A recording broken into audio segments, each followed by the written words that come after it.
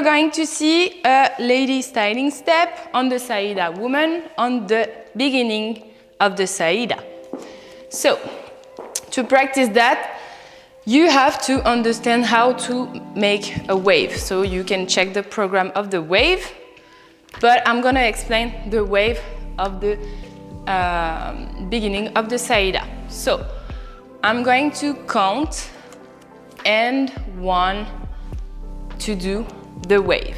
So it's really and 1. So it's very, very quick, so you have to be concentrated, and the move is very, very small, okay? Don't do a big wave to do the Saida.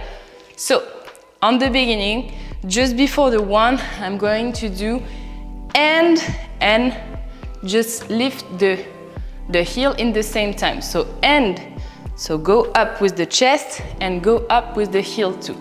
And, in and out. In the same time that I drop the weight to the back, I go out with my bottom. So up, in, I just drop the feet and I go out when I drop completely the weight to the back. So it's very, very quick. So, and 1, 2, 3, 4, 5. One more time.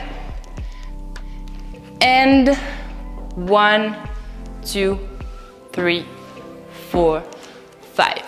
If you don't manage the chest, you can use directly the belly to go in and out.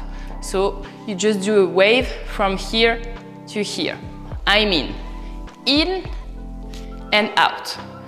When you drop first, you drop in, and then when you drop completely the weight to the right, you go out. So you can do both.